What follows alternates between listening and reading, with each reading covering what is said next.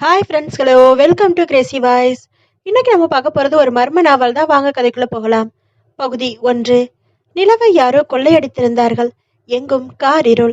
அந்த பிரம்மாண்டமான பங்களாவின் மொசைக் பதிக்கப்பட்ட ரம்யமான ஹாலின் அழகழகான ஓவியங்கள் மாட்டப்பட்டிருந்த டிஸ்டம்பர் பூசப்பட்ட சுவரின் வலது பக்கத்தில் இருந்த தேக்கு மர பீரோவின் மேலிருந்த அந்த கிளி கூண்டிலிருந்து கடிகார கிளி 10 முறை கீ கீ என அலறிவிட்டு ஓய 2வது மாடியில் வலது பக்கம் 3வது அறையினுள் கட்டிலில் வெல்வெட் மெத்தையில் கண்களை மூடி அமர்ந்திருந்த நேசமதி விசுக்கென எழுந்தாள். நேசமதி எப்படி இருந்தால் தெரியுமா? நேசமதி நன்றால் எல்லோரும் நேசமதியைத்தான் உற்று பார்ப்பார்கள். காரணம், அத்தனை அழகு, இளமை, எழில் பொங்கும் சிலையென இருந்தாள். நேசமதி கட்டிலை விட்டு இறங்கினாள். அறையின் ஒரு மூலையில் அவள் தெரிந்த அழுக்கு துணிகளுக்கு கீழே ஒளித்து வைத்திருந்த அந்த மினி சூட்கேஸை கையில் எடுத்தாள். மனதினுள் திரும்ப திரும்ப அபிஷேக் வந்தான். இரு புருவங்களுக்கு மத்தியில் பூசிய சின்ன விபூதி கேட்டு கண்களில் வழிகிற காதல், கருகரு மீசை வலிய, தெத்துப்பல் தெரிய, படிய வாரிய கிராப் தலை, கேசம் நெற்றியில் புரள புரள சிரித்தான். நேசமதி, நேரமாயிட்டு, வா வா வா என்றான். ஏய், வரமாட்டியா? என்னை ஏமாத்திடுவியா? நீ மட்டும் இன்னைக்கு ராத்திரி நான் சொன்ன இடத்துக்கு வரலைன்னா வச்சுக்கோ, அப்புறம் நீ இந்த ஜென்மத்துல என்னை பார்க்கவே முடியாது. உனக்கு நான் முக்கியமா, இல்ல உன் அண்ணனோட கௌரவம், அந்தஸ்து, பணம், பங்களா, பாசம் முக்கியமா? நான் தான் முக்கியம்னா வா, உன் கழுத்துக்கு தாலியை தருவேன். உனக்கு மனைவிங்கிற பட்டத்தையும் கொஞ்ச நாள்ல தாய்ங்கிற ப்ரமோஷனையும் தர்றேன். ஒரு இனிய புதிய வாழ்க்கையை தொடங்கலாம். நீ வரலைனா என் கழுத்துக்கு நானே மரண கயிறை மாட்டி சுருக்கு வச்சுக்கிட்டு அமரன்கிற ப்ரமோஷனை தேடிப்பேன். புரியல? செத்து போயிடுவேன்னு சொல்றேன். ஆமா நேசமதி, நீ வரலைனா நான் காற்றோட காற்றா, மேகங்களோட மேகங்களா, ஆகாசத்தோட ஆகாசமா ஆயிடுவேன். இது சத்தியம் என்று சின்ன குழந்தையாய் அழுதான். அதற்கு மேல் நேசமதியால் பொறுமையா இருக்க இயலவில்லை. அபிஷேக், என் உயிரே, இதோ வருகிறேன். என்ன நடந்தாலும் சரி, நான் உன்னை தேடி வரத்தான் போறேன். சூட்கேஸோடு அறையை விட்டு வெளியே வந்தாள். உடம்பு நடுங்கியது, இதயம் படபடுத்தது, மூச்சே நின்றுவிடும் போல இருந்தது. காரணம், நேர் எதிர் அறைதான் அவள் அண்ணன் பிரபாகரனின் அறை. பிரபாகர் விழித்துக் கொண்டிருப்பானோ, அதை நினைக்கவே பயமாக இருந்தது. பிரபாகர் படுத்திருக்கும் அறைக்கு வெளியே வராண்டாவில் ஓசைப்படாமல் வந்து நின்று சாவித்வாரத்தில் கண் பதித்து பார்த்தாள். உள்ளே மெல்லிய நைட் லேம்ப் வெளிச்சத்தில் கட்டிலில் படுத்திருந்த பிரபாகர் புரண்டு படுப்பது தெரிந்தது. சற்று நிம்மதியாக இருந்தது. மெல்ல மாடிப்படிகளில் ஒவ்வொரு அடியாய் எடுத்து வைத்து கீழே இறங்கினாள். 10 வருஷங்களுக்கு முந்தி அம்மாவும் அப்பாவும் ஒரு ஆக்சிடென்டில் போய்விட்ட பிறகு தனக்கு அம்மாவுக்கு அம்மாவாய், அப்பாவுக்கு அப்பாவாய் இருந்து கவனித்து பாசத்தை கொட்டி வளர்த்த அண்ணன் பிரபாகரை விட்டு பிரிய போகிறோமே என்று எண்ணிய போது குற்ற உணர்ச்சி முள்முள்ளாய் தைத்தது. அதே சமயம் அபிஷேக் தன் மீது வைத்திருக்கும் வெறித்தனமான காதலை நினைத்ததும் மனதினுள் பூ பூத்தது.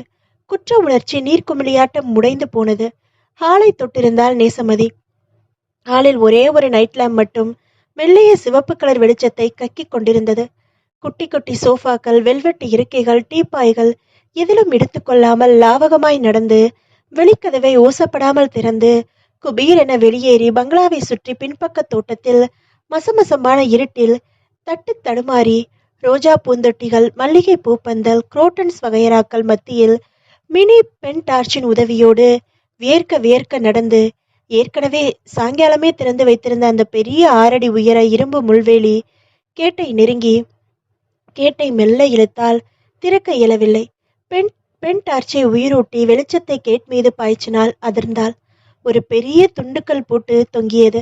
நேசமதியின் வெண்ணெய் கட்டி உடம்பில் வேர்வை நாளங்கள் துரிதமாய் செயல்பட ஆரம்பிக்க தோள் மீது ஒரு முரட்டு கரம் விழுந்தது. மின்சாரம் தாக்கியதைப் போல திரும்பினால் பளீர் என சிரித்தபடி பிரபாகர். பகுதி 2. காவிரி ஆற்று பாலத்தின் மீது இருளில் அபிஷேக் காத்திருந்தான். நேரமாக ஆக அடுக்கடுக்காய் வினாக்கள் அவனை ஊசி ஊசியாய் தைத்தது. நேசமதி இன்னும் ஏன் வரல? என்னை மறந்துட்டாளா? மாறிட்டாளா? இல்ல அவ என்னோட ஓடி போகிறது அவங்க அண்ணனுக்கு தெரிஞ்சு கடவுளே மாட்டிட்டு இருப்பாளோ? கூடாது கூடாது, அவ மாட்டி இருக்க கூடாது. வந்துடணும். நேசமதி, வந்துடுவியா? என் தேவதையே, வா வா. மனசு அவசரப்பட்டு எரிச்சல் பட்டது. வருவாளோ மாட்டாளோ? பயத்தில் வேக வேகமாய் துடிக்க ஆரம்பித்தது. அவன் காத்திருந்த சாலை கல்லணை போகிற சாலை. ராத்திரி நேரமாதலால் போக்குவரத்து அவ்வளவா இல்லை. அந்த சிமெண்ட் பாலத்தின் மீது அப்படியும் இப்படியும் நடந்து பார்த்தான். ஒவ்வொரு வினாடியும் ஒரு யுகமாய் நகர்ந்தது.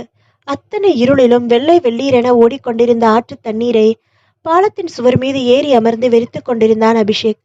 சொந்த பந்தம், சொத்து, சுகம் எனக்கு எதுவுமே வேணாம். இந்த ஜென்மம், அடுத்த ஜென்மம், இன்னும் 7 ஜென்மத்திலையும் எனக்கு நீங்க மட்டும்தான் வேணும். என்னோட அழகான இந்த உடம்பும் மனசும் உங்களுக்கு மட்டுமே சொந்தம்னு என் உள் மனசு அடிக்கடி சொல்லிக்கிட்டே இருக்கு அபிஷேக். இந்த வானம், நிலவு, சூரியன், மேகக்கூட்டம், இந்த மண்ணு, மனுஷங்க, மரங்க, பறவை கூட்டங்க எல்லாம் எல்லாம் மாயே. நான் உங்க மேல வச்சிருக்கிற காதல் மட்டும்தான் நிஜம் அபிஷேக், நிஜம் என்று தினம் தினம் பேசி பேசி உருகி உருகி என் இதயத்தை துளி துளியாய் கொள்ளையடித்தவள் அல்லவா நீ. நீ வருவ, வந்துகிட்டு இருக்க, இதோ வந்துடுவ. பாலத்தின் சுவர் மீது அமர்ந்து தண்ணீரதையை வெறித்து கொண்டிருந்தவனின் பின்னால் 10 அடி தொலைவில் அந்த உருவம் அசைந்து அசைந்து வந்து கொண்டிருந்தது. அதன் கையில் ஒரு புத்தம் புது பளபளப்பான கத்தி. அபிஷேக்கின் முதுகுக்கும் அந்த உருவத்திற்கும் இடையே இருந்த இடைவெளி கொஞ்சமாய் 8 அடி, 7 அடி, 6 அடி, 5 அடி, 4 அடி, 3 அடி, 2 அடி, 1 அடி என குறைந்து சட்டென திரும்பினான் அபிஷேக். மின்னல் வேகத்தில் அந்த மர்ம உருவம் கையில் இருந்த கத்தியை அவனுடைய அடி வயிற்றில் சதக். அம்மா என அலறினான் அபிஷேக். அஜந்தா என்றாள் அம்மா. தேவதையை கணக்கில் வெண்ணையினால் செய்ய சிலையைப் போல் இருந்த அஜந்தா ஹேண்ட்பேக்கை தோளில் சரியாய் மாட்டிக்கொண்டு பாதி திறந்திருந்த ஜிப்பை முழுதாய் இழுத்துவிட்டு மூடி அப்புறமாய் அம்மாவை திரும்பி பார்த்தாள். என்னம்மா, இன்னைக்கு ஆஃபீஸ்க்கு 2 நாள் லீவு போட்டுட்டு வந்துரு. லீவா? என்னத்துக்கு? மதியானம் 3 மணிக்கு உன்னை பொண்ணு பார்க்க வர்றாங்கடி. பையன் பேரு சிவராம். பேங்க்ல வேலையாம். நிறநாளும் நல்லா லட்சணமா இருப்பானா. அப்பா இல்ல, அம்மா மட்டும்தான். கூட பிறந்தவங்க யாரும் இல்ல. ஒரே பையன். எல்லா வசதிகளும் இருக்கு. பொண்ணு பிடிச்சிருந்தா போதும், மற்றபடி செய்யறத செய்யுங்கன்னு பையனோட அம்மா சொல்லிட்டாங்களாம். கவலையை விடுங்க. உங்க பொண்ணு அஜந்தா போன ஜென்மத்துல ஏதோ புண்ணியம் பண்ணியிருக்கா. அதான் இப்படி ஒரு அருமையான இடம் தன்னால தேடி வந்திருக்குன்னு சொல்லி சொல்லி தரகர் பூரிச்சு போறாரு. அம்மாவின் நெற்றி, கன்னம், முதடுகள் என சந்தோஷம் பூத்திருக்க அஜந்தா அமைதியாய் நின்றாள். முகத்தில் எந்த சலனமும் இல்லை. மனதினுள்ளோ என்னவோ யோசிப்பவளாய் தெரிந்தாள். என்னடி யோசனை? மத்தியானம் லீவ் எடுத்துக்கிட்டு வந்துடுவே இல்ல? கல்யாணத்துக்கு எனக்கு என்னம்மா இப்ப அவசரம்? அடிப்பாவி, உனக்கு இப்ப வயசு என்ன தெரியுமா? 24. உன் தங்கச்சி ஓவியாவுக்கு 21. உன் விஷயத்த முடிச்சா தானே அவ விஷயத்துக்கு வர முடியும். எப்ப கல்யாண பேச்சை எடுத்தாலும் இதேதான் திரும்ப திரும்ப சொல்ற. உன் மனசுல என்னதான் நினைச்சிட்டு இருக்க? என்னால வெளியில தலை காட்ட முடியல. தெரு ஜனங்களும் உறவுக்காரங்களும் வயசு பொண்ணுங்களை என்னத்துக்கு இன்னமும் வீட்லயே வச்சு கட்டி காத்துட்டு இருக்கீங்க? காலங்காத்தால ஒருத்தன் கையில பிடிச்சு கொடுத்துறதுக்கு என்னன்னு பிடுங்கி எடுக்கிறாங்க. யாருக்கு என்ன பதில் சொல்றதுனா? அம்மா அழ ஆரம்பித்து விட்டாள். அதற்குள் அம்மாவின் அழுகை சத்தம் கேட்டு உள்ளே கண்ணாடி முன்பு நின்று 17வது தடவையாய் பவுடர் பூசிக் கொண்டிருந்த ஓவியா வெளியே ஓடி வந்தாள். பாவாடை, சட்டை, தாவணி, இரட்டை பின்னல். கஜோலுக்கு ஒரு தங்கை இருந்தால் இப்படிதான் இருப்பாளோ என்று எண்ணம் தோன்றியது. அம்மாவையும் அஜந்தாவையும் மாறி மாறி பார்த்தாள். அம்மா, என்னாச்சு இப்போ? ஏன் அலற? அழுகையை நிறுத்துமா. அஜந்தாக்கா எதனால கல்யாணமே வேணாம்னு அடம் பிடிக்கிறது காரணத்தை நான் சொல்றேன் என்றாள். சட்டென்று அழுகையை நிறுத்தினாள் அம்மா.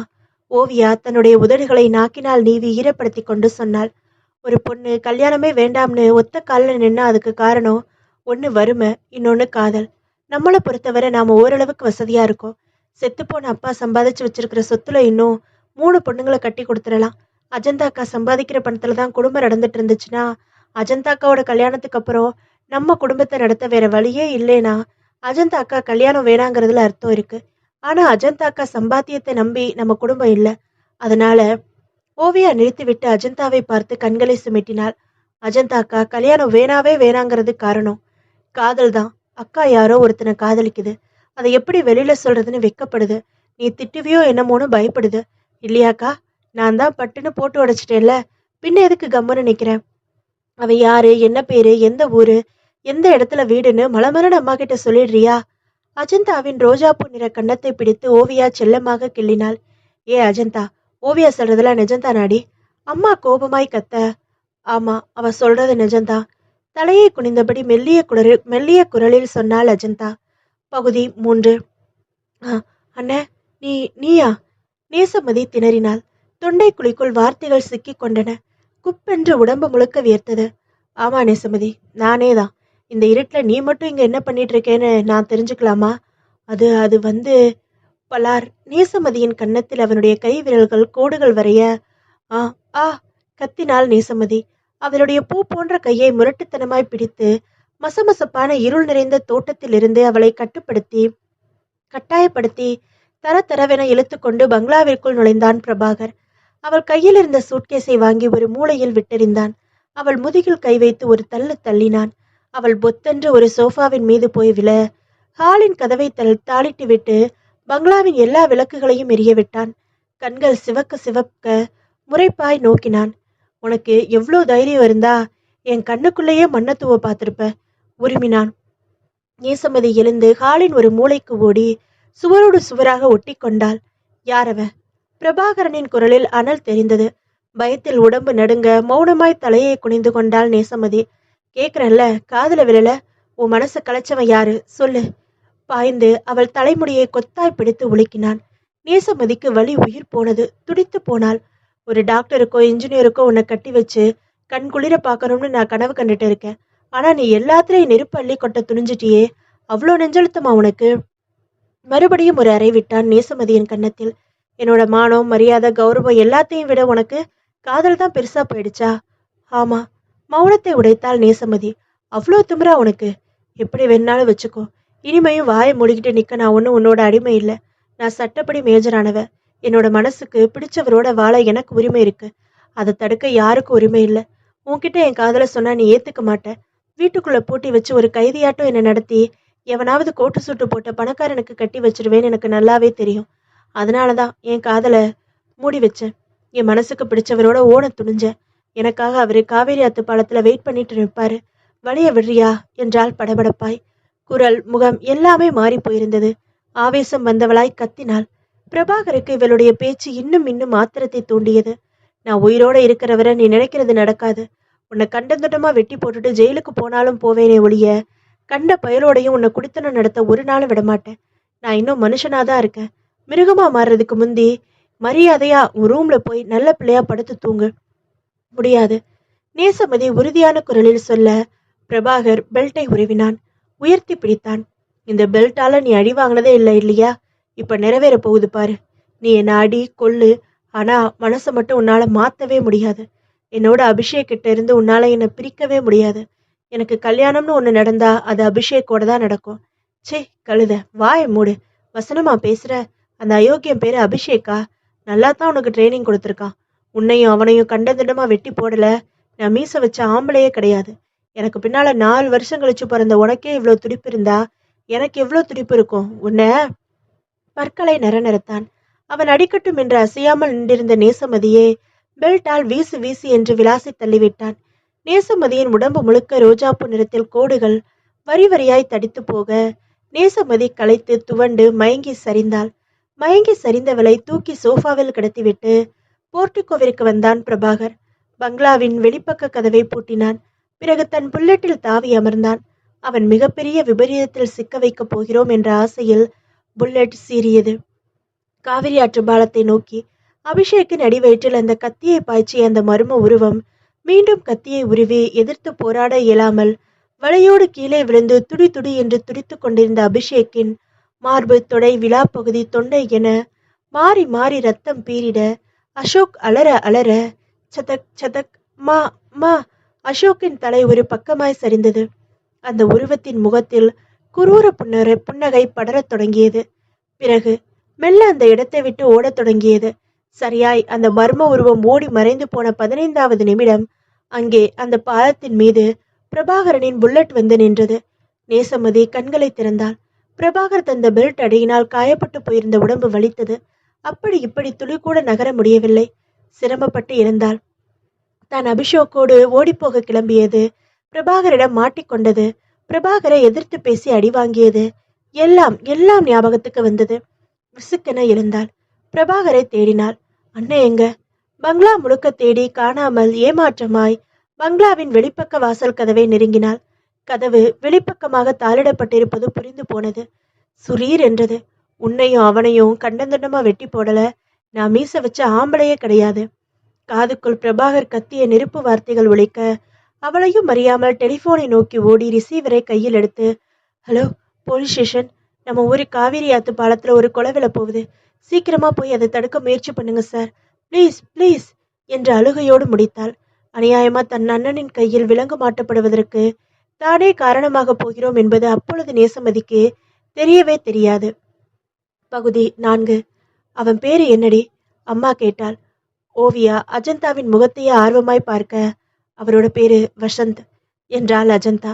அம்மாவை நிமிர்ந்து பார்க்கவே பயமாக இருந்தது. அம்மா, அப்பா இருக்காங்களா? இல்ல. என்ன வேலை பார்க்குறான்? ஒரு பிரைவேட் கம்பெனியில மேனேஜருக்கு அசிஸ்டண்டா இருக்காரு. 2700 ரூபாய் சம்பளம். சொந்த வீடெல்லாம் கிடையாது. ஒரே பையன்.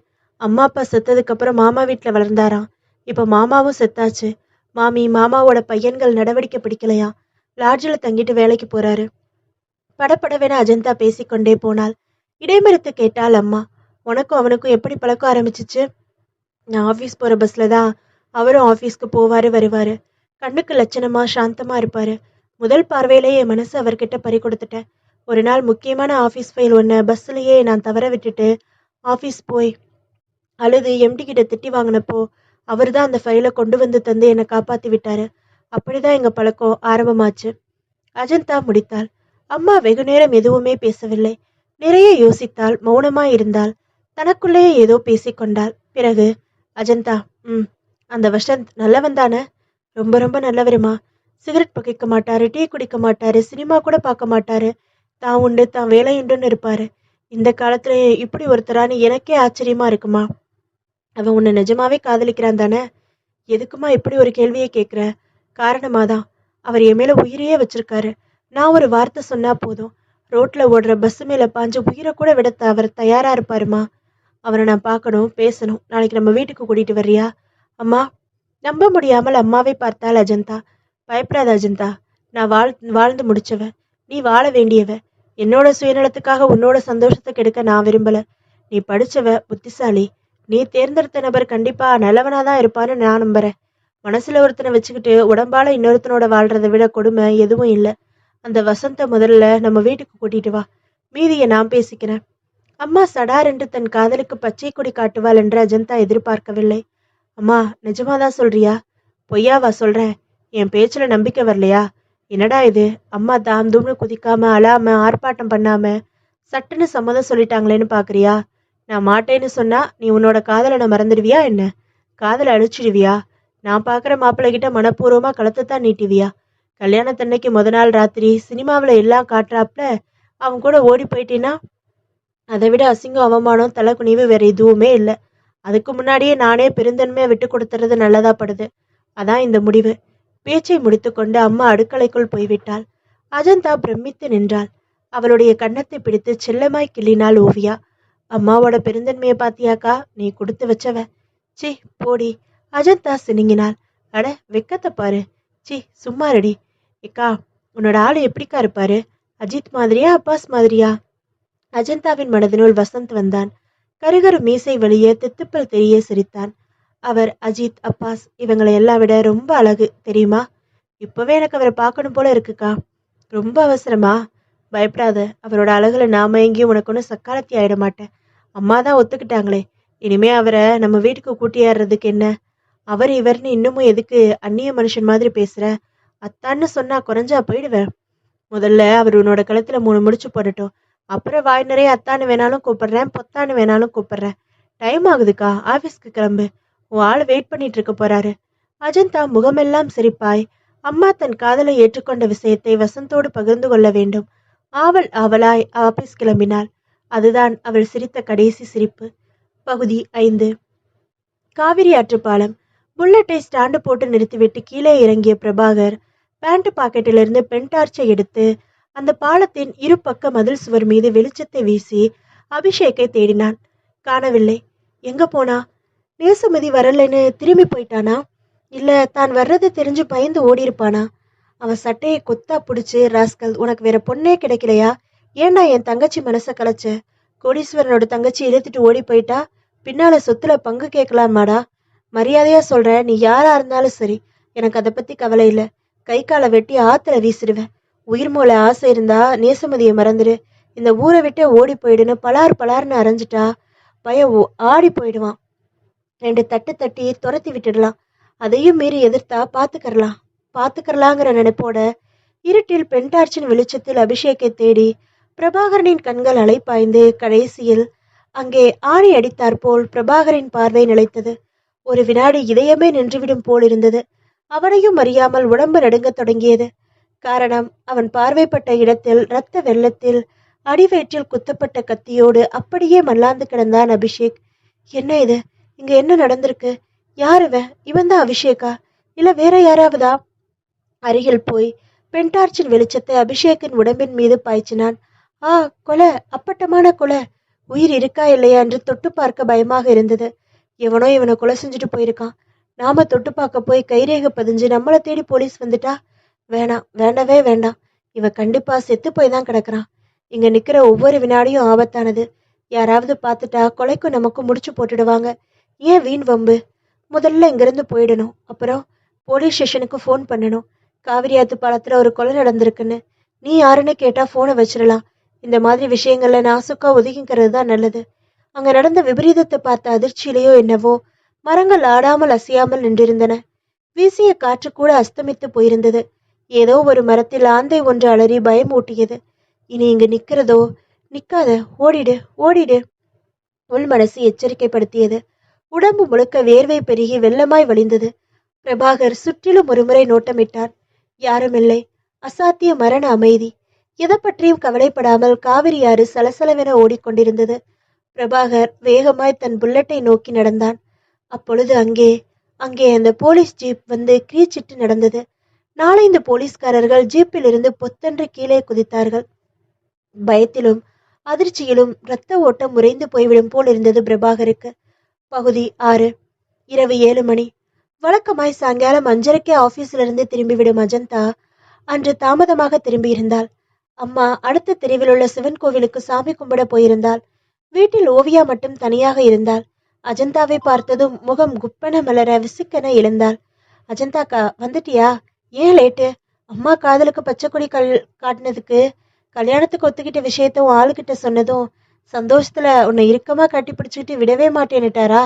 படபடவென கண்களை சிமிட்டியபடியே மூச்சு விடாமல் கேட்ட ஓவியாவிற்கு பதிலே சொல்லாமல் ஹேண்ட்பேக்கை ஒரு மூலையில் வீசி எறிந்துவிட்டு தன் அறைக்குள் ஓடி படுக்கையில் விழுந்து தலையணையில் முகம் புதைத்து குலுங்கி குலுங்கி ஓவென கதறி அழ ஆரம்பித்தாள் அஜந்தா. அக்கா, ஏன் அலற? ஓவியா பதற்றமாய் ஓடி வந்து அஜந்தாவின் முகத்தை பார்த்தாள். அஜந்தாவின் கண்கள் சிவந்து முகம் வீங்கி போயிருந்தது. என்னாச்சுக்கா, ஏன் அலற? நடந்தது சொல்லு. நான் மோசம் போயிட்டேன்டி ஓவியா, மோசம் போயிட்டேன். தலையில் மடேர் மடேர் என்று அடித்து கொண்டாள் அஜந்தா.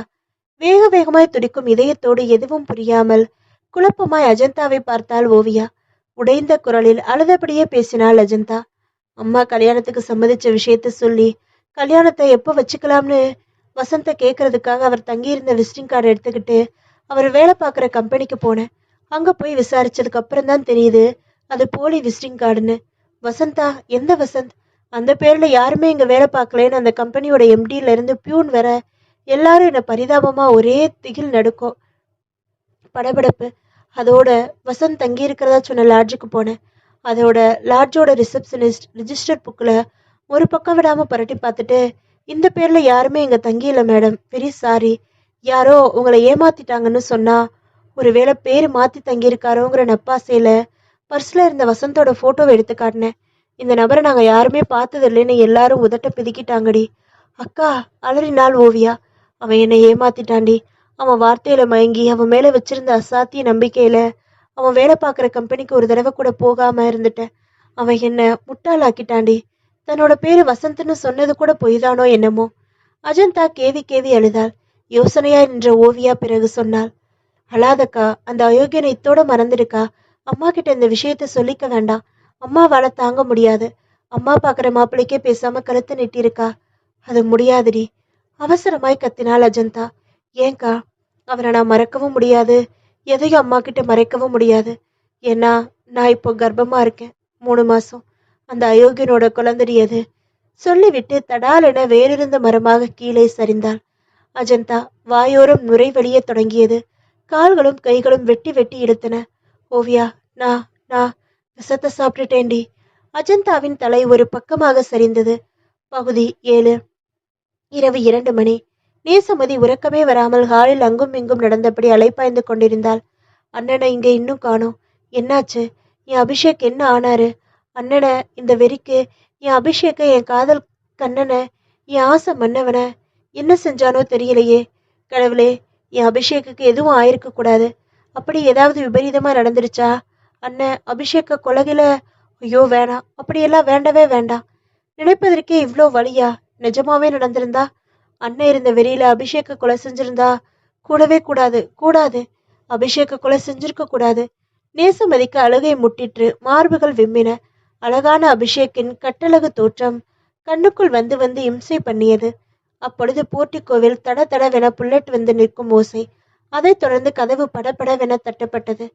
திக்கென்று நிமிர்ந்தாள் நேசமதி. இதயம் வேக வேகமாய் அடித்துக் கொண்டது. அண்ணன் வந்துட்டான். இல்ல, என் காதல் அடிச்ச அரக்க வந்துட்டான். கதவை திறப்போமா வேண்டாமா? யோசித்தாள் நேசமதி. கை வலிக்க கொஞ்ச நேரம் தட்டி சளைக்கட்டும், அப்புறம் திறப்போம். அசையாமல் அப்படியே நின்றாள். ஆனால் நேசமதி சீக்கிரமாக கதவை தர. ப்ளீஸ்மா, நான் இப்போ பெரிய ஆபத்துல இருக்கேம்மா. கதவை படபடவென தட்டியபடி கிட்டத்தட்ட அழுகிற கெஞ்சலான குரலில் பிரபாகர் கத்த. ஆபத்தா? என்ன ஆபத்து? சுரீர் என்று நேசமதிக்கு கதவை திறந்தாள். வெளிக்காற்று முகத்தில் அறிந்தது. பிரபாகரை நிமிர்ந்து பார்த்தாள். மின்சாரம் தாக்கினார் போல சட்டென அதிர்ந்தாள். காரணம்? பிரபாகரின் சட்டை முழுக்க திட்டு திட்டாய் இரத்தக்கரை காய்ந்து போயிருந்தது. தலைமுடி கலைந்திருந்தது. உடம்பு முழுக்க வியர்வை அருவியாய் வழிந்து கொண்டிருந்தது. கண்களில் கலவர கொடி. யாருடையது? குபீரென உள்ளே பாய்ந்து பட்டென்று அரைந்து கதவை உள்பக்கம் தாளிட்டு போர்ட்டிகோ பல்புக்குரிய சுவிட்சை அழுத்தி விளக்கை அணைத்தான். பிறகு இன்னொரு சுவிட்சை அழுத்து காலில் இருந்த டியூப்லைட் வெளிச்சத்திற்கு முற்றுப்புள்ளி வைத்தான். எங்கும் ஒரே இருட்டு. நேசமதி குழப்பமாய் நடுக்கமாய் கேட்டாள். அண்ணா, என்னாச்சு? என்னோட அபிஷேக் என்ன செஞ்ச? சொல்லு. பேய்த்தனமாக கத்தினாள். அவள் வாயை தன் முரட்டுக்கரங்களால் இருக்க பொத்தினாள். நேசமதி, ப்ளீஸ் சத்தம் போடாத. போலீஸ்காரங்க என்னை துரத்துறாங்க என்றான். கஸ்தூரிபாய் லேடிஸ் ஹாஸ்டல் குட்டை குட்டையான குல்மெகார் மரங்களுக்கு மத்தியில் ஒளிந்திருந்தது. அந்த ஹாஸ்டலின் 2வது ஃப்ளோரில் 19வது எண் கொண்ட அறையினுள் அந்த 2 இளம் பெண்களும் விரிக்கப்பட்டிருந்த பெட்ஷீட்டில் குப்புறப்படுத்திருந்தார்கள். அந்த இருவர், ஒருத்தி பிரபாவதி, இன்னொருத்தி ஓவியா. வெளிர் நீல நிற மெல்லிய நைட்டினுள் தன் அழகான 20 வயது மேனியை திணித்திருந்த கொஞ்சம் மந்த்ரா, கொஞ்சம் ரம்பா, கொஞ்சம் கீர்த்தி ரெட்டி சாயலில் இருந்த பிரபாவதி ஈரம் கசிகிற கண்களோடு ஆர்வமாய் ஓவியாவின் முன் பார்த்து கேட்டாள். அப்புறம் அப்புறம் என்ன? அஜந்தா தற்கொலை பண்ணிக்கிட்டு கொஞ்ச நாள்லயே அந்த அதிர்ச்சியை தாங்கிக்க முடியாத எங்க அம்மா மென்டல் ஆயிட்டாங்க. திக்கு முக்காடி போயிட்டேன்.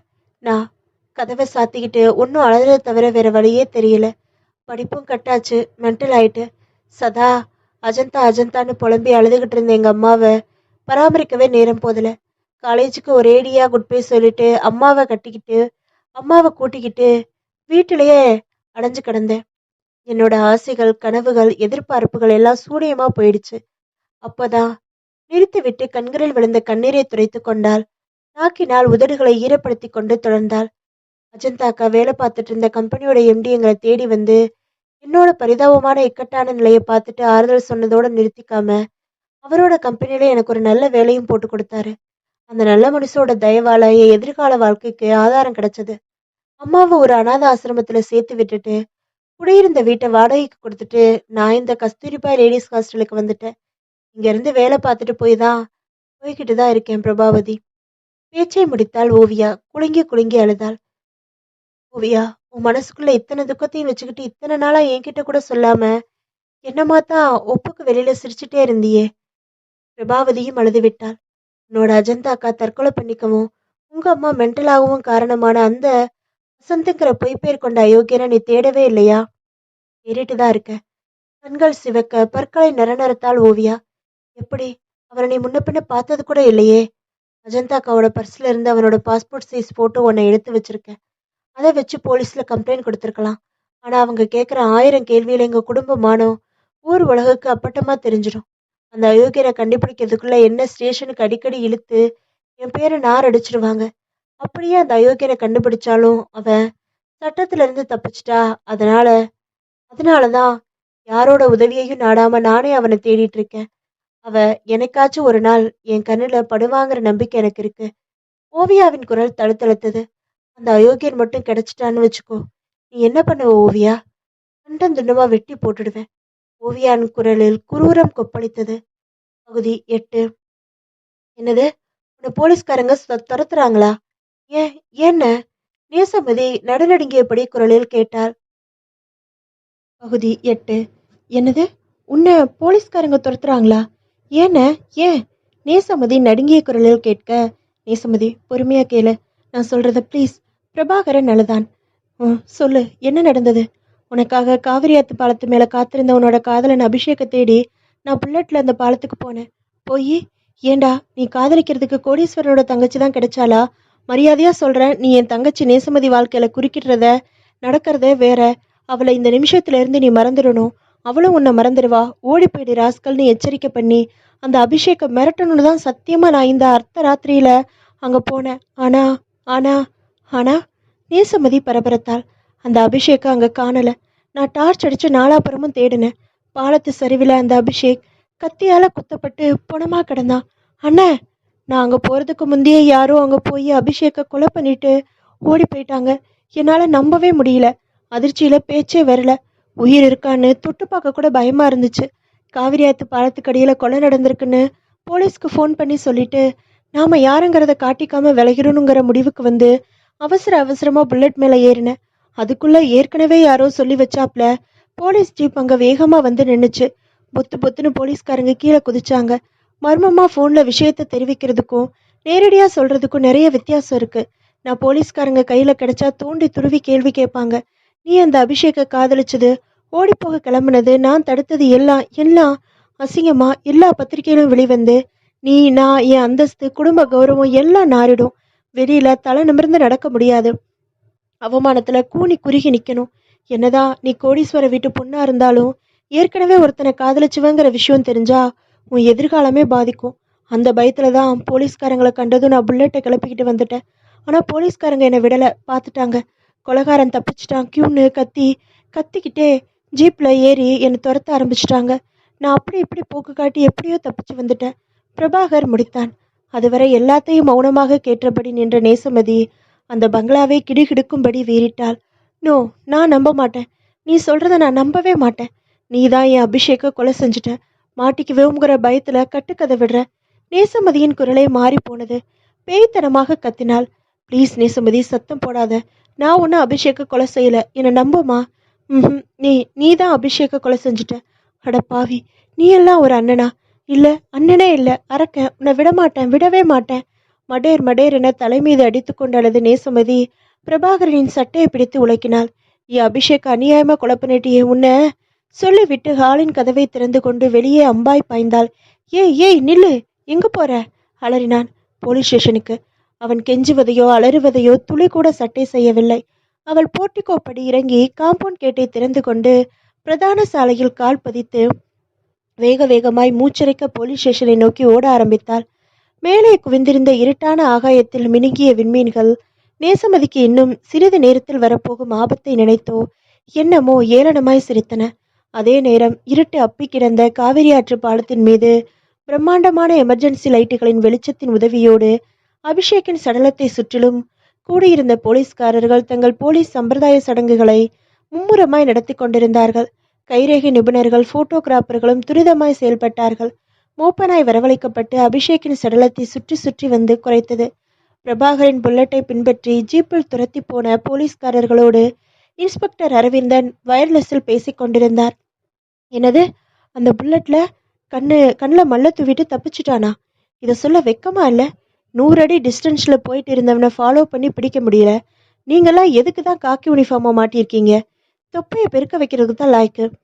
சாரி சார், ஜீப்போட பேக் வீல் டயர்ல காத்து குறைச்சலா இருந்துச்சு. அவன் செம ஸ்பீட்ல புல்லட்ல போயிட்டான். மண்ணாங்கட்டி. சாலையில் தலை தெறிக்க ஓடிக்கொண்டிருந்தாள் நேசமதி. மார்புகள் வலித்தன. கால்களுக்கு இன்னும் இன்னும் வேகம் கொடுத்தாள். என் அபிஷேக கொலை செஞ்சது அண்ணன் தான். அண்ணனை பிடிச்சு கொடுக்கலாமா? ஏன் கூடாது? அவன் ஒரு கொலகாரனை பிடிச்சு கொடுக்கறதுல தப்பே இல்லை. அபிஷேக்கை நினைக்க நினைக்க அழுகை வந்தது. மென்மேலும் பிரபாகரன் மீது ஆத்திரம் கூடிக்கொண்டே போனது. அண்ணனா இருந்தா என்ன, அந்த ஆண்டவனா இருந்தாலும் என் அபிஷேக்க கொலை செஞ்சவனை விடவே கூடாது. வெறி பிடித்தவளாய் ஓடினாள். சாலையில் அங்கங்கே இருட்டு அப்பி கிடந்தது. 1/2 கிலோமீட்டருக்கு ஒன்று என சோடியம் விளக்கு கம்பங்களின் உச்சியில் மங்களாய் அழுது கொண்டிருந்தன. அப்பொழுது சாலையின் எதிர்ப்பக்கம் இருந்து ஒரு வாகனத்தின் வெளிச்சப்புள்ளி உற்பத்தியாகி வர வர அருகில் வந்து போலீஸ் ஜீப்பா இருக்குமா? நேசமதி உற்று பார்த்தாள். அது ஒரு டாட்டோ சுமோ கார். நேசமதியை உரசியபடி அந்த சுமோ கார் நின்றது. மின்னல் வேகத்தில் காரின் கதவுகள் திறக்கப்பட்டு அதிலிருந்து 2 முரடர்கள் இறங்கினார்கள். பிறகு நேசமதியின் கைகளை பற்றி இழுத்து அவள் திணற திணற அவள் வாயில் துணியை வைத்து அடைத்து காருக்குள் தள்ளி அடுத்த வினாடி அந்த சுமோ கார் சீறி பாய்ந்தது. ஓவியா மெல்லிய குரலில் அழைத்தாள். பிரபாவதி. ம். எனக்கு ஒரு ஆசை. என்ன ஆசை?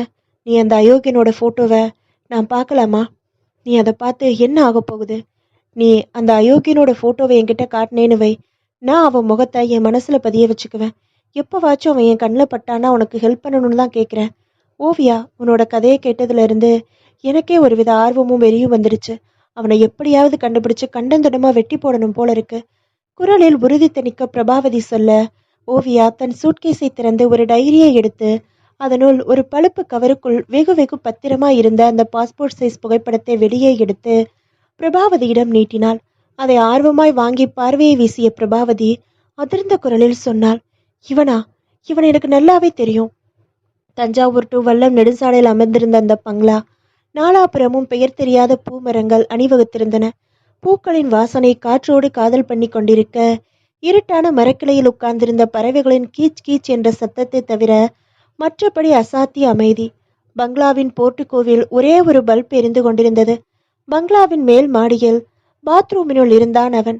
வாஷ்பேஷனில் இரத்த கரைப்படிந்த தன் கைகளை கழுவி கொண்டிருந்தான். பிறகு அணிந்திருந்த இரத்தை கரைப்படிந்த தன் சட்டையையும் பேண்டையும் கலற்றி கீழே போட்டு கெரோசனை ஊற்றி எரிய விட்டான். திகு திகுவென எரிந்து நொடியில் சாம்பலாகி போனது. அந்த சாம்பலை அள்ளி வாஷ்பேஷனிலேயே கரைத்தான். சமீபகால ஹிட்பாடல் ஒன்றை ஹம்மிங் செய்தபடியே ஜட்டியோடு நின்று ஷவரை திறந்துவிட்டு வெதுவெதுப்பான நீரில் ஆனந்தமாய் குளித்தான். அடுத்த 10வது நிமிடம் ஜிம்மாய் ட்ரெஸ் சேஞ்ச் செய்து கொண்டு வாசனை திரவியங்களை பூசிக்கொண்டு ஹாலில் பிரவேசித்தான். ஒரு வெல்வெட் சோஃபாவில் அமர்ந்து உதடுகளுக்கு மத்தியில் சிகரெட்டை தீக்குளிக்க செய்து கொண்டிருந்தான். அப்பொழுது போர்ட்டிகோவில் சோப்பு கட்டியாட்டம் அந்த சுமோ கார் வலிக்கு வந்து நின்றது. அவன் நிமிர்ந்தான். முகத்தில் உற்சாக ரத்தம் பாய்ந்தது. எழுந்து போய் கதவை திறந்தான். அந்த முரடர்கள் இருவரும் நின்றிருந்தார்கள். டேவிட், கோவிந்த், என்னாச்சு என்றான் அவர்களிடம். நீங்க சொன்னபடியே அந்த பொண்ணை கடத்திட்டு வந்துட்டோம் சார் என்றார்கள் அந்த டேவிட்டும் கோவிந்தும். Very good. இப்ப எங்க அவ? கையையும் காலையும் கட்டி வாயில துணியை வச்சு அடிச்சு காருக்குள்ள இருக்கா. ஓகே, அவளை தூக்கிட்டு வந்து என் பெட்ரூம்ல போட்டுட்டு நீங்க 2 பேரும் உங்க வீட்டுக்கு போகலாம். இருவரிடமும் புத்தம் புது கரன்சி கட்டுகளை வீசி இருந்தான். அடுத்த 10வது நிமிடம் நேசமதியே அவனுடைய பெட்ரூமில் வெல்வெட் மெத்தையில் போட்டுவிட்டு அவர்கள் இருவரும் நகர்ந்தார்கள். அவன் பாட்டிலாய் பீரை உள்ளுக்குள் இறக்கிக் கொண்டு அரை போதையோடு தள்ளாடி தள்ளாடி தன் பெட்ரூமை நோக்கி நடந்தான். கொட்ட கொட்ட வெடித்தபடி போர்ட்டிகோவிலையை அமர்ந்திருந்தான் பிரபாகர். ஒரே குழப்பமாய் இருந்தது. நேசமதியின் நேரம் போலீஸ் ஸ்டேஷனுக்கு போயிருக்கலாமோ?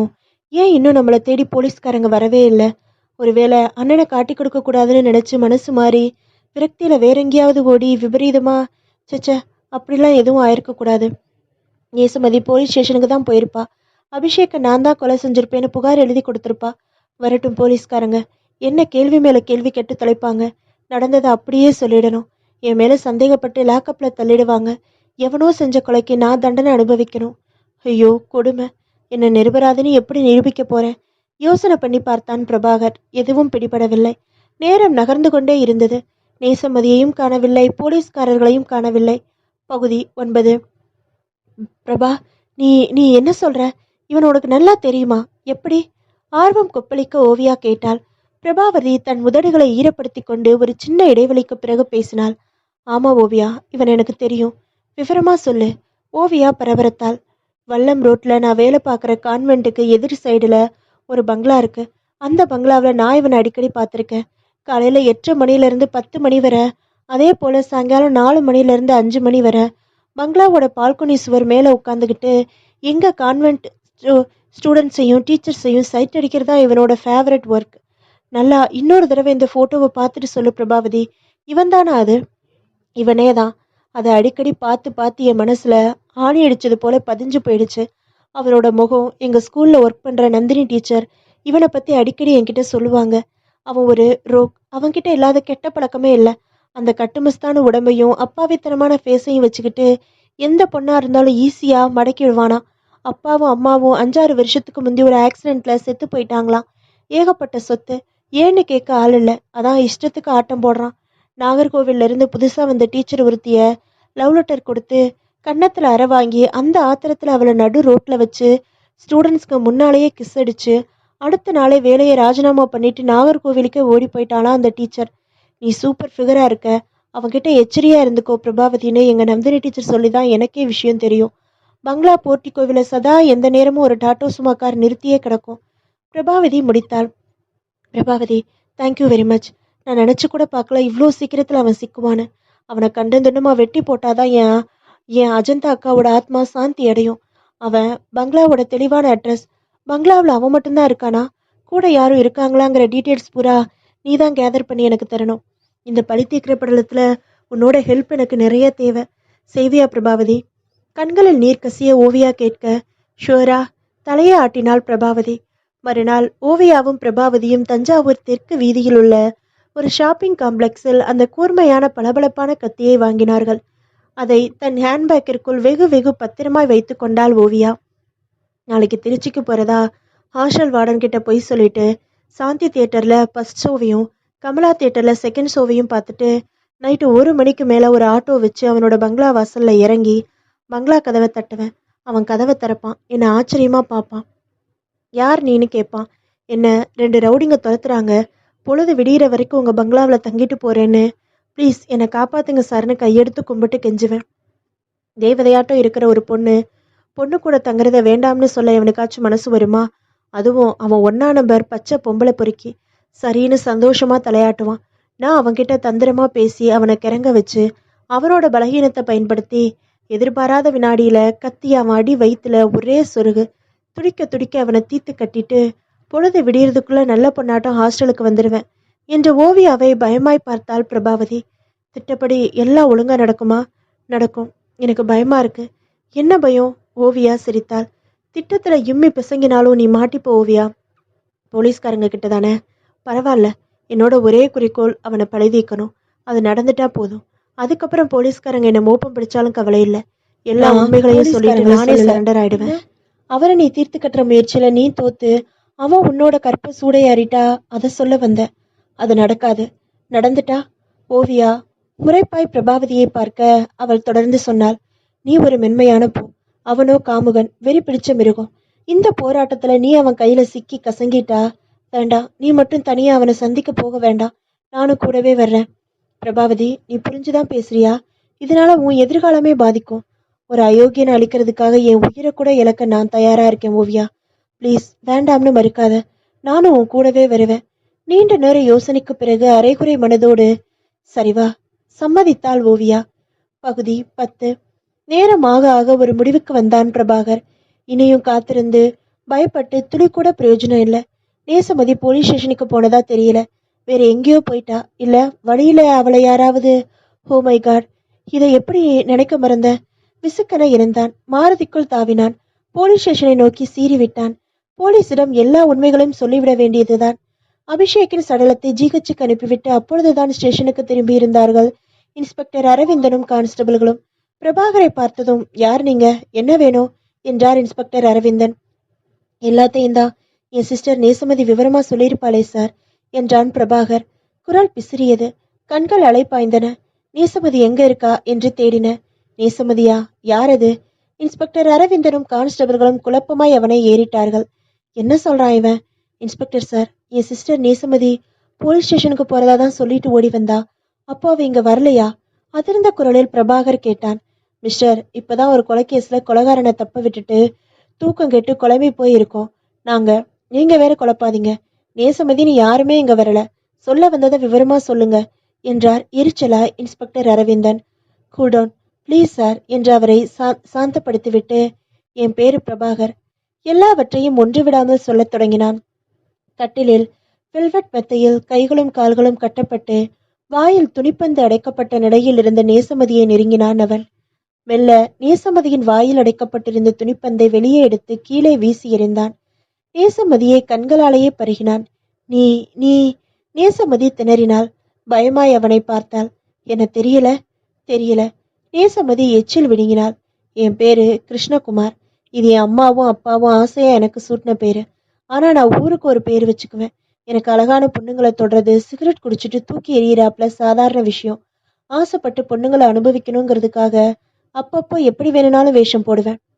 அப்பாவியா பேசி மயக்கி ஆசை தீர அனுபவிச்ச பின்னால குட் பை சொல்லிட்டு வந்துகிட்டே இருப்பேன்.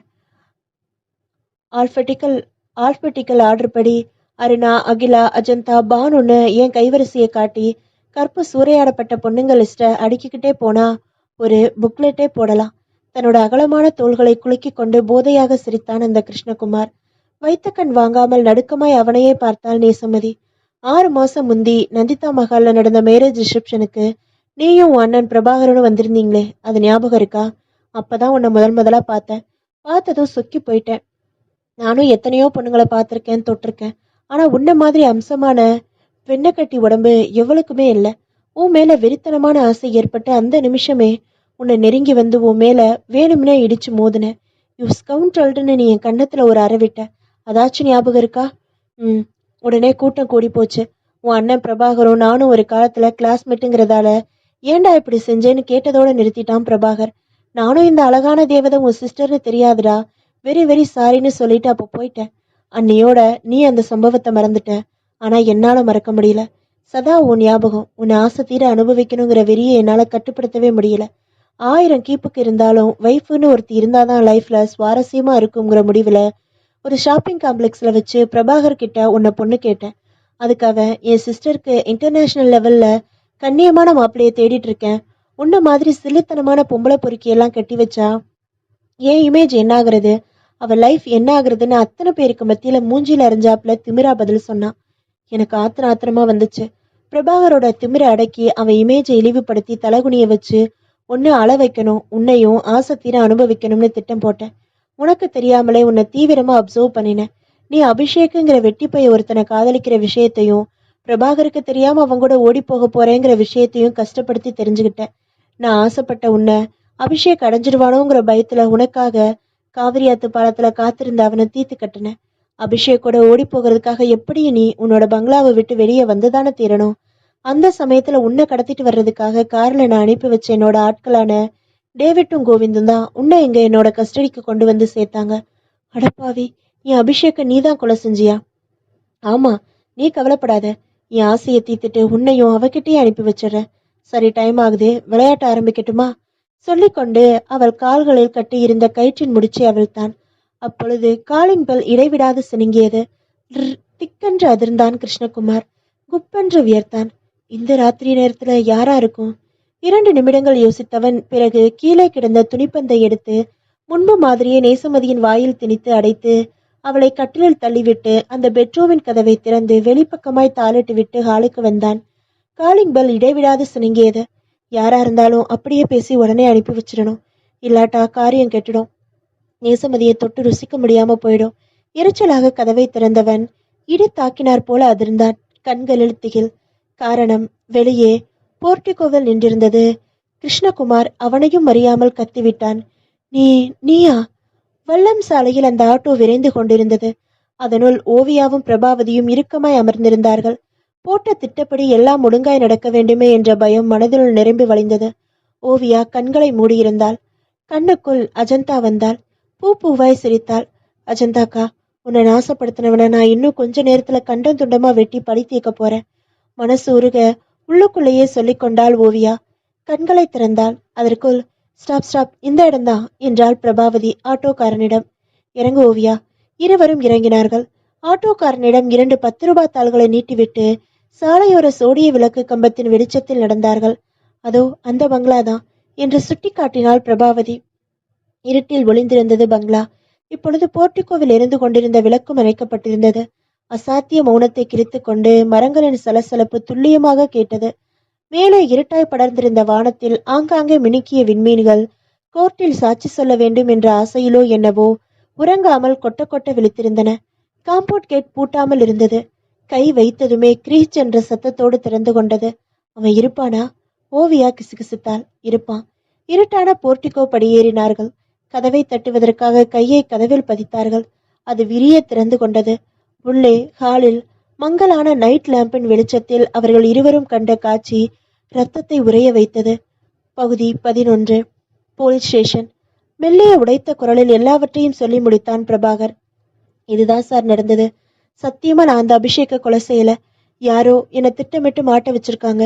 நீங்க உண்மையான குற்றவாளியை கண்டுபிடிக்கிற வரைக்கும் நான் லாக்கப்லேயே வேணும்னாலும் இருக்கேன் சார். எனக்கு என்ன ஆனாலும் கவலை இல்லை. ஆனா நேசமதிக்கு எதுவுமே ஆயிடக்கூடாது. என் உயிரே அவதான். அவளுக்கு ஏதாவது ஒண்ணுனா நான் உயிரோடவே இருக்க மாட்டேன்.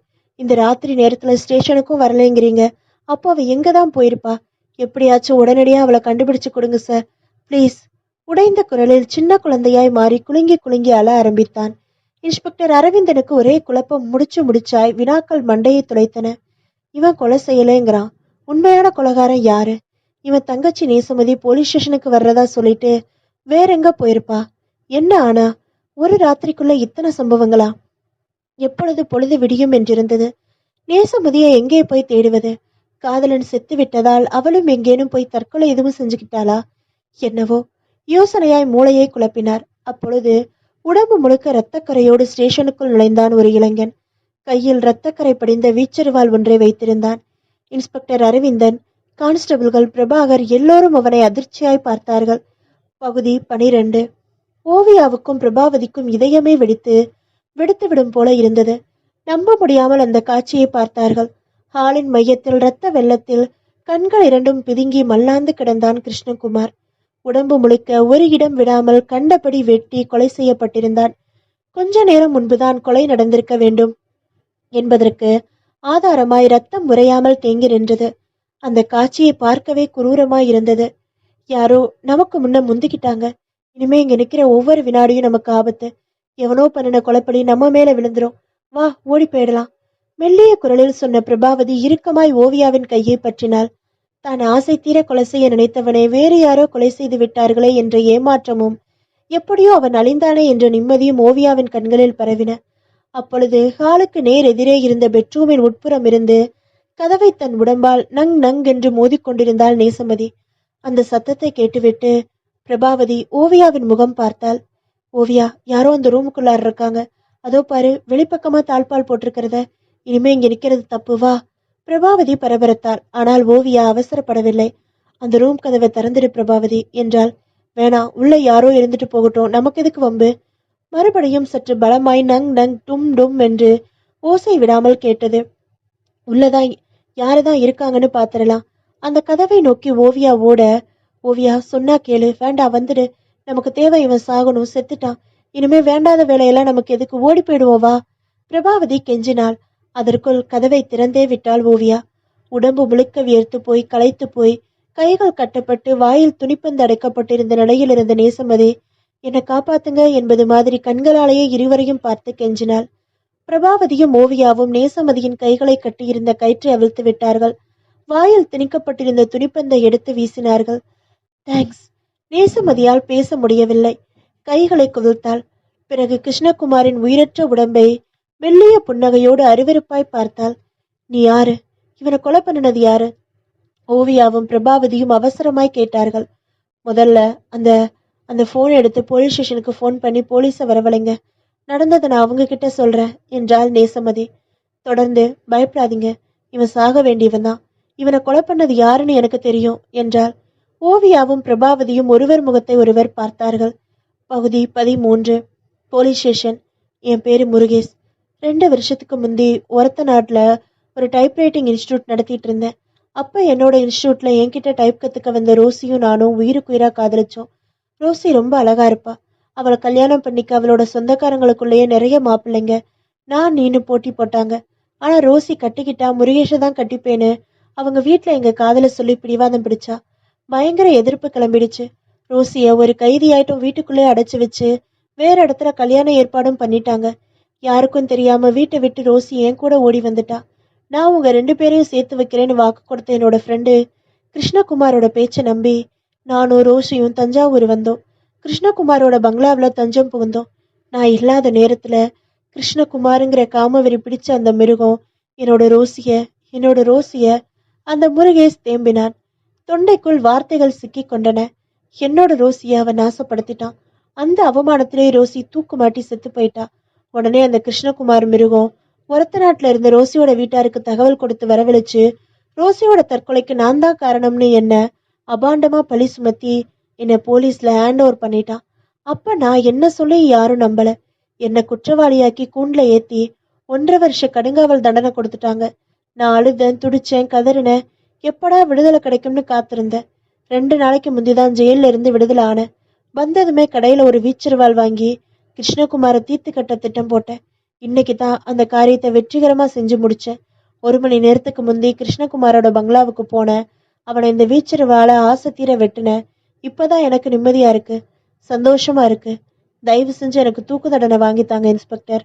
நானும் என் ரோசிக்கிட்டே போயிடுறேன். கண்ணீருடன் முடித்துவிட்டு கைகளை நீட்டினான் முருகேஷ். அப்பொழுது டெலிபோன் அலறியது. கையில் எடுத்தார் இன்ஸ்பெக்டர் அரவிந்தன். மறுமுனையில் இருந்து, ஹலோ, போலீஸ் ஸ்டேஷன், நான் நேசமதி பேசுறேன் என்று குரல் வலித்தது. அடுத்த 10வது நிமிடம் அந்த முருகேசை லாக்கப்பில் அடைத்துவிட்டு இன்ஸ்பெக்டர் அரவிந்தனும் கான்ஸ்டபிள்களும் பிரபாகரும் வல்லம் ரோட்டில் இருக்கும் கிருஷ்ணகுமாரின் பங்களாவை நோக்கி போலீஸ் ஜீப், மார்ச்சுவரி வேன் சகிதமாய் புறப்பட்டார்கள்.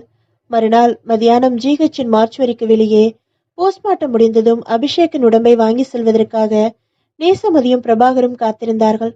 அவர்கள் கூடவே வந்திருந்த ஓவியாவும் பிரபாவதியும் அபிஷேக்கை நினைத்து தேம்பி தேம்பி அழுகிற நேசமதியை ஆறுதலாய் அணைத்துக் கொண்டு கண்களில் நீர் கசிய அவளுடைய சோகத்தில் பங்கு கொண்டார்கள். முற்றும். இதோட இந்த நாவல் முடியுது. அடுத்த ஒரு வீடியோல இன்னொரு புது நாவல் பார்க்கலாம். பாய்.